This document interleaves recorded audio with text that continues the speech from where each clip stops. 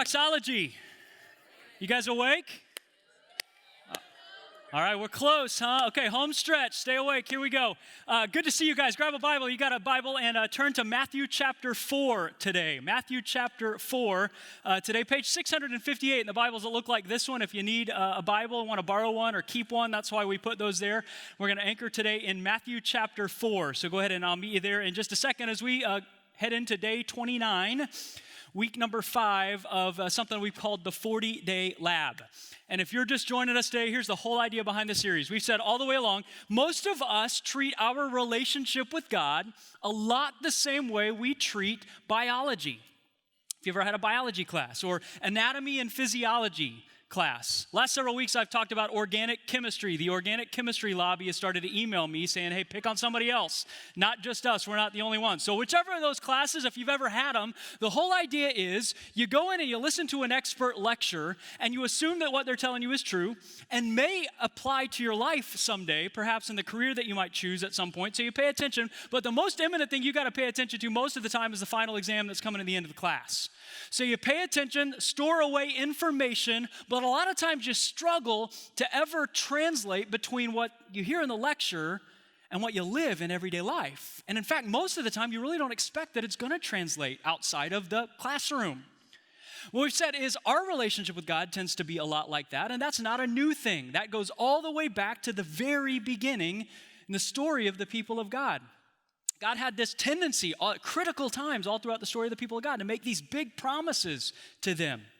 The lecture, so to speak. But they had a hard time ever translating from real life or from lecture into real life. And so he had to send them into the lab. The very same thing that some of your instructors did for you. A chance to live with the lecture a little bit, to get your hands dirty, to experiment around and to figure out how to expect it when you experience it so that you can extend it to your everyday life. That makes sense? So here's what the lab is. The lab is the bridge between the lecture and everyday life. And it's not just something that happens in biology or anatomy or physiology or, yes, organic chemistry. It's something that happens in the story of God. God makes a promise.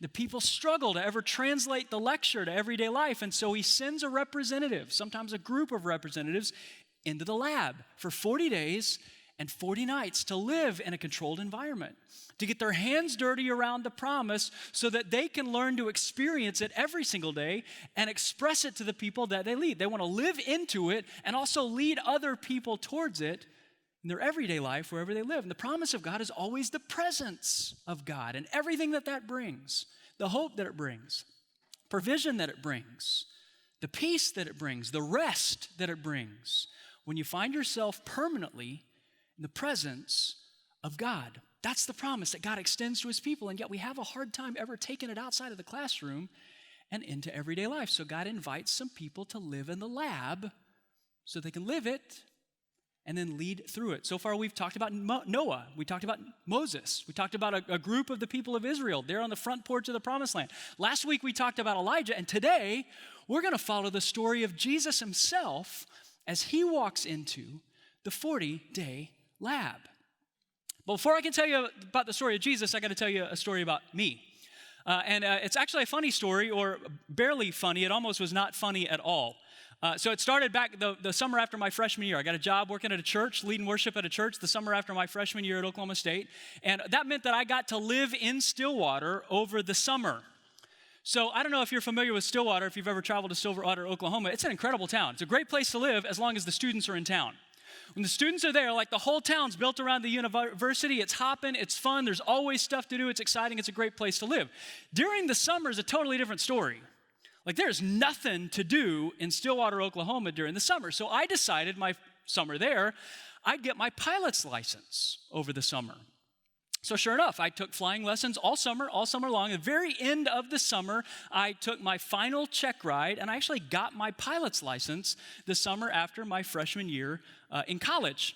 And for my very first flight, I decided I wanted to fly back to where my parents lived at the time, the place that I grew up, Columbia, Missouri, which was a big flight from Stillwater, Oklahoma, especially from a young pilot's perspective.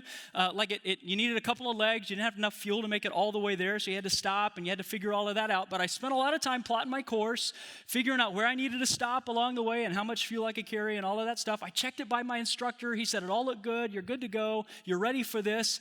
And so that's the trip that I plan to make. And And the day I got ready to leave for the trip, the instructor actually met me at the airport, and he was so excited he had to show me this new gadget that he had just installed on the airplane, something I'd never heard of before, called GPS.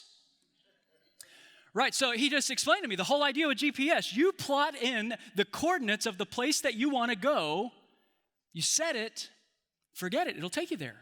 It'll do all of the navigation work for you. It's the craziest thing you've ever seen. And so sure enough, on the way there, I followed my maps and I followed the GPS, and it worked so perfectly that when I decided to turn around and come home, I took all my maps and I threw them in the back of the plane, and I set in the coordinates for the place that I needed to stop for fuel on the way back, the place that I'd started on the way there, just set my coordinates for there, and then I planned when I got there, I would just set the coordinates for home, and I'd be home free. And I could sit back, and I could relax, and I could enjoy the flight, and trust the GPS all along the way, which would have been a great plan had the fuse to the GPS not blown in the middle of the flight. And I thought, okay, well, no problem. So I got started in the right direction. The direction I'm going, if I just stay headed in the direction I'm going, I'll get to the place that I'm getting. I'll just keep heading in the same direction that I started, that it sent me on in the beginning. That would have probably been an okay plan had the wind not shifted direction at about the same time that the GPS fuse blew. And I found myself 100 miles off course and dangerously low on fuel before I ever even knew I had a problem. This morning, I wonder if the same could be said about you and your journey with God. If maybe this morning you find yourself 100 miles off course when it comes to the promise of God and dangerously low on fuel, and you have no idea there's a problem. We're going to be in Matthew chapter 4, looking at the story of Jesus, following Jesus into the 40-day lab. And while we're there, we're going to see the three biggest threats to your journey en route to the promise of God. And the reason they're the three biggest threats is that all three of them seem so small. They look like the kind of things that you expect life with God to look like. They feel the way that you think the promise of God ought to feel. They seem like they're right on course in the direction that you're headed. They're just a few degrees off. Just enough that if you stay on course and you don't course correct, you can find yourself 100 miles off course, dangerously low on fuel, before you ever even realize there's a problem. Look with me at Matthew chapter 4. And actually, to get the context of Matthew chapter 4, you got to back up just one verse, starting the verse right before Matthew 4, Matthew chapter 3, verse 17. Jesus is right at the beginning of his public ministry. He hasn't done anything publicly for anybody to see yet, but he shows up and finds a guy named John the Baptist, and he identifies himself with John the Baptist's message by going public in John the Baptist's baptism. And as he's baptized by John the Baptist, Matthew tells us the sky opens up, the Spirit of God descends from heaven, lands on Jesus, and a voice from heaven says this. Look at verse 17, Matthew chapter 3. A voice from heaven said, "This is my Son, whom I love. With him I am well pleased." That's the promise that's about to be tested in the 40-day lab. That's the lecture that Jesus is going to get to live into. As he walks into the 40-day lab, God himself declares, "This is my Son, whom I love, in whom I'm well pleased," before Jesus does anything publicly. By the way, this is the same promise which, if you're in Christ, if you've put your trust in him, it's a declaration that applies to you as well. You realize that? You and I, we get to live into the promise of God every single day in the presence of God, experiencing the pleasure of God before we do anything that anybody else can see. That's a staggering promise. It applies to Jesus. It applies to you, and it applies to me as well. It's how Jesus' public ministry begins, and how every single step of our life can be lived in his presence, according to his promise. Dallas Willard, some of you are familiar with him. He's a Christian writer and thinker. I don't understand almost anything that he writes, but I understand this. He wrote this: "Any great movement of God in a person's life or in a person's world begins with a vision. Not a vision about what the person or church or movement is going to do. It's not even a vision of the future. The vision that really matters is the vision of who God is and who I am. How blessed I am to be his child. From start to finish, what Dallas Willard's saying, that's how the promise of God has to start in your life. That's how it has to stay on track in your life. Understanding, seeing clearly who God is, who you are, in light of what God's promised and what he said. This is a huge moment in the ministry of Jesus. From a human standpoint, it's the equivalent of Mount Carmel that we talked about last week with Elijah. Heaven opens up. Everybody sees it. The Spirit of God descends from heaven and lands on Jesus, and the voice comes from heaven, "This is my Son, whom I love. With him I'm well pleased." Like, isn't this the moment that everybody goes, "Holy cow, I'm going to do anything he says. I'm going to follow anywhere he goes. I'm going to put my trust in whatever he tells me to do." And everybody around at that moment, this is the game changer for everything. This is the moment that the world changes. Doesn't it seem like this is the moment the world should change? But just like in the story of Elijah, this is not the moment that the world changes. In fact, at least for a couple of moments, it feels like the world goes in the opposite direction, and Jesus' world seems to as well. Look what happens. Matthew chapter 4, beginning of verse 1. It says, "Then," right after the declaration, right after the promise of God, "Then Jesus was led by the Spirit into the wilderness, to be tempted by the devil."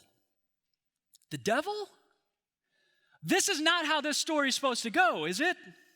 Now, pay attention to all of that, because the next verse is going to say this is when Jesus goes into the 40-day lab, and I feel like this is really important for us to say out loud, for us to see in this passage. The 40-day lab is not just something for remedial students in the story of God. You understand that? And the wilderness is not just a place that you find yourself when you're disobedient to God or in rebellion to God. Matthew makes sure we know that it's the Spirit of God that leads Jesus to the place Jesus finds himself. Jesus isn't off course just because he's in the wilderness. I feel like that's important for some of you to know, because you came in today feeling like you're living in the wilderness. You're wondering what you did. You may not be off course, but you do have to be careful there. Because even though the wilderness is not always an indication that you're off course in the promise of God, it is a place that the wind changes direction, sometimes at a moment's notice. And it's possible to go off course and to crash there in the wilderness, especially when you find yourself dangerously low on fuel, like Jesus found himself there in the wilderness. Look at verse 2. After fasting for 40 days and 40 nights, he was hungry. Okay, there's the understatement of the millennium. Like, I miss a meal and I'm hungry. Jesus, 40 days and 40 nights. I don't even really have categories for that kind of hunger. He's hungry, and it says the tempter, verse 3, came to him and said, now notice this, "If you are the Son of God, tell these stones to become bread." So you have to notice where the wind comes from there, don't you? The end of chapter 3, God says, "This is my Son, whom I love, in whom I'm well pleased." The beginning of chapter 4, the enemy says, "Oh, really? If you are the Son of God." Now understand this. The greatest battle of your spiritual life will always happen where the enemy puts a question mark, where God's put a period. God says, "This is my beloved Son," period. The enemy says, "Really? Jesus, if you're really loved, and Jesus, if God is really good, why are you feeling so hungry right now? Maybe you're not as well loved as you thought, Jesus. Maybe God's not as good as you thought, Jesus. But either way, how many days have you been waiting for God to change that promise into something that you can use in real life? Why don't you stop waiting on him? Why don't you satisfy this craving that you've got? You can serve him later. You won't hurt anybody. It won't bother anybody. Come on, Jesus, way out here, nobody's going to even know. And if they did find out, come on, 40 days and 40 nights, nobody's going to blame you, Jesus. Change one of these rocks to a hot, buttery roll.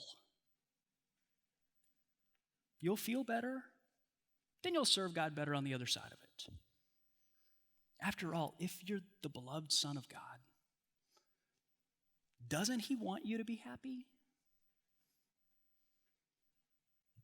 The wind in the wilderness, blowing in the direction of pleasure, that says fulfillment is found in my feelings. Fulfillment is found in my feelings. And do you notice what a small deal this seems like it is? I mean, come on, he's been fasting in the wilderness for 40 days and 40 nights. Let the man have a snack. It's not even like the enemy says, okay, come on, Jesus, go steal some bread. Turn the rocks into crack, Jesus. He just says, satisfy your feelings first. Then you can get around to ultimate promises. Notice the enemy doesn't have to use a hurricane to blow you off course. If he could just cloud your focus with your right now feelings, he's got you right where he wants you. Because he knows if you just chase this one craving, just this one time, just for today, on the other side of that craving, there's another craving, and another one, and another one, and another one. And before you know it, 100 miles off course, dangerously low on fuel. And you had no idea that's where you were headed. It's just like the children's book, If You Give a Mouse a Cookie. Remember that story? You give a mouse a cookie, then he's going to want a glass of milk. Then he's going to want something else, and something else, and something else, and something else, until you get all the way to the end of the book, and the mouse finds himself in desperate need of a cookie, and the whole thing starts over again. The enemy knows that your heart and my heart is wired the exact same way. And if he can just get our focus off of ultimate and onto immediate, these cravings that I have just right now, it's only this one thing, we will always chase our right now feelings. We will never find our way to ultimate life. Is that wind blowing in our culture today? The national anthem of our culture is Sheryl Crow. If it makes you happy, then it can't be that bad. Unless it carries you 100 miles off course. Unless you find yourself dangerously low on fuel. And you have no idea where you are. Look how Jesus responds. Verse 4. Jesus answered, as written, man shall not live by bread alone, but on every word, the promise, that comes from the mouth of God. It's like that moment when you're having a conversation, they drop a movie line, and instantly everybody that's listening knows exactly what scene they're referring to and how it applies in the moment. You ever had that experience? Like, marriage. And you know right where we are, right what we're talking about. You know what the scene is. You're all together. We know what we're looking at. That's exactly what Jesus does. He says, man shall not live by bread alone. And instantly, everybody that's listening's mind goes back to a scene in the wilderness where the people stand on the front porch of the promise and they decide to chase their right now cravings right away from the promise of God. And they die so close and so far away from the promise that God's promised them. Here's what Jesus is saying. Cravings, they're not ultimate. Feelings aren't permanent. Passions and desires aren't always trustworthy, even when they're good feelings and desires. God's promises are. So I'm going to trust, Jesus says, in God's promise, even when I don't feel God's presence and I don't see God's provision, because I've learned my God is trustworthy. And I've learned that sometimes happy is on the other side of holy. Teenagers, single people, you have to understand that before you follow your feelings into bed with someone. Married people, You have to understand that before you follow your feelings out of your marriage. Angry people, you got to understand this before you follow your feelings out of the relationship. Hurting people, you got to understand this before you follow your feelings. A long way from healing. Set your heading indicator on the promise and the provision of God. Find your fulfillment in what he said. And I promise you, you'll find happy on the other side of holy. But if you chase happy first, you may circle around out in happy for a really long time and find yourself 100 miles off course and dangerously low on fuel before you ever realize you're in trouble.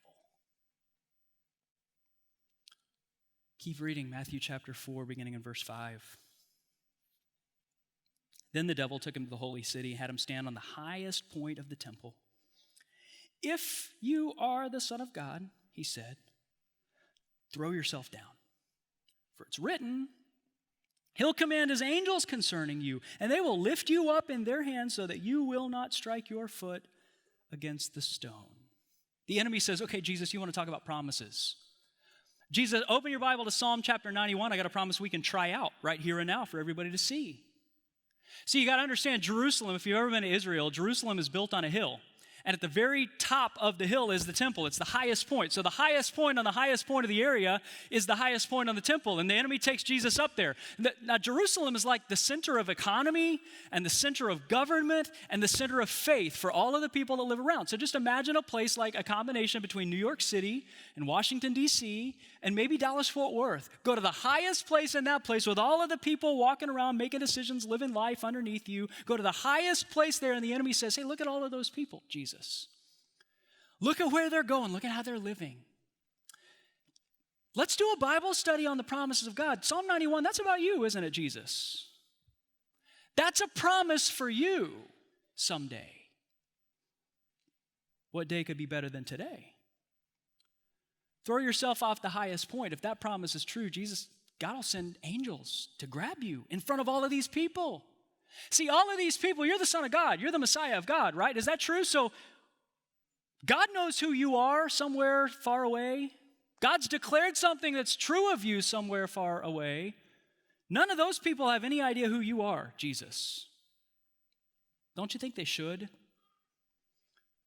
Don't you think it'd be better for them if they saw who you are? Make God rescue his beloved Son.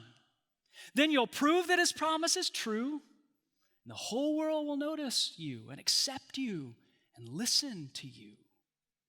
The wind begins to blow in the wilderness toward pride. And the idea that who I am is how I'm seen. Pride. Enemy says, Jesus, I know what God technically said about you. What about the people around you that matter in real life? What do they say about you? Let's pull up social media right now, Jesus. How many followers you got right now? How many likes did you receive yesterday, Jesus? A big fat 0. So God somewhere off in the distance declares that you're his beloved Son. How does that help you in real life? How does that help you with these people? What's God waiting for, Jesus? Isn't he going to show the world who you are? Isn't he going to declare your majesty for all these people to see? Isn't he going to show up and show you off? So why wait? Jump off, make him fulfill his promises. All of the people will see it. Let's get this show on the road, Jesus. Because who you are is who they say that you are. And right now, they say that you are nobody. Till the world sees who you are and validates it, you have no value at all, Jesus. Is that wind blowing in our culture today? Is that why some of you post statuses or pictures on social media and then hit refresh waiting for likes to validate what you said? Isn't it why we pose for 15 selfies with 15 different filters and then look at the one that best projects what we want to reflect for everybody to see before we ever put it out there for them to see? Isn't it why we always have to one-up everybody else's story at our high school reunions or our cocktail parties? Isn't it why some of us live vicariously through our children's sporting achievements? Because until the world sees us and validates us, the world says we have no value. Gosh, it's easy to spot in other people when they do it, isn't it? It's hard to feel that wind pushing on our plane, the journey towards the promise of God. But if we don't keep our eyes on the promise, find ourselves 100 miles off course, dangerously low on fuel. Jesus says in verse 7, "It is also written, do not put the Lord your God to the test." You understand what Jesus is saying? He's saying, I'm going to trust God. I'm going to trust his person. I'm going to trust his promise. And I'm going to trust his timing of this whole thing. I'll rely on him to provide for me and in his own time to provide for me. And until he provides what I know someday is coming, I'll wait. I'm not going to do something stupid to try to force God's hand. His promise is enough. That's how you stay on course. Look at the last one. Matthew chapter 4, beginning of verse 8. Again, the devil took him to a very high mountain and showed him all the kingdoms of the world and their splendor. All this I'll give you, he said, if you will bow down and worship me. Jesus said to him, away from me, Satan, for it is written, worship the Lord your God and serve him only. You understand what just happened? Enemy takes Jesus, this high up mountain, and in an instant, he lets him see all of the kingdoms and all of the kings and all of the splendor of the kings and the kingdoms, either at that time or maybe in all of human history. And he says, Jesus, you can have all of it. The power of the kings and the possession of the kingdoms, it's yours. I'll give it all to you, Jesus. You control it all. Think of it. Jesus, all of the laws that you want passed instantly get passed. You're in control. You have the power. Every candidate that you want in office always gets in office. And when they get into office, they behave like you want them to behave when they're in office. Jesus, all of the rules that you want obeyed get instantly obeyed and enforced. All of the religion that you want followed, and only the religion that you want followed, instantly gets followed by the people. You stay in power. What in the world could be better than that, Jesus? Is that wind blowing today? The wind of power? I think it's probably the number one reason that your neighbors who don't follow Jesus don't follow Jesus. Because the evangelical pastor that they turn on when they turn on the news, whichever news channel they watch, it's on both sides of the aisle, is being blown by this wind of power. And the idea that our world will always be served better if the world around us serves us and our agenda and our timing and our way and our rules and our morals all the time. But put it in first person, because you and I believe this too. It's not just politicians. The wind blowing in the direction of power says my world is always better when my world serves me. You hear what the enemy says to Jesus? I'll give you control of everything. I'll give you control of everyone. Make them do whatever you want them to do. Make them behave however you want them to behave. Make them moral, Jesus. Take their money, Jesus. Make church attendance mandatory, Jesus. Your call. You notice what the enemy is offering Jesus? He's offering Jesus complete control of our compliance without the cross. You understand Jesus had the opportunity to make you obey, to make you moral, to make you religious, to collect all your money, to force you to keep rules, and force you to serve him. And he passed it up so that he could go to the cross for you. Because he knew that the world would not always be better served when his world served him. Sometimes the world, and ultimately the world, would be better served when he served us. The enemy doesn't care if you're moral. It doesn't bother him. He's not bothered if you're religious. He doesn't even care if you call yourself a Christian, as long as you're a Christian that avoids the cross. The cross is the plan of God for providing the promise of God to people like us. And there is no plan B. If we ignore it, if we forget it, if we avoid it, if we trade it out for short-term pleasure, for pride, value, visibility in the eyes of others, or for power, we always end up living on the outside the promise of God, 100 miles off course and dangerously low on fuel. We can't live in the promise of God on our own because there is no promise of God apart from the presence of God. And the only way that you can stand in the presence of God is because Jesus came to rescue you. My flight home, 100 miles off course, dangerously low on fuel, I buzzed a water tower to figure out where I was at. And I realized I was in trouble. So I got on the radio and I called out for help. The voice on the other end heard my request, saw where I was, and talked me through how to find him, to go where he was. That's what some of us need to do this morning. You've been moral. You've been religious. You've given money. You've showed up at church. You've called yourself a Christian. And you've avoided the cross. 100 miles off course. Dangerously low on fuel. And up to this moment, you didn't know that you were in trouble.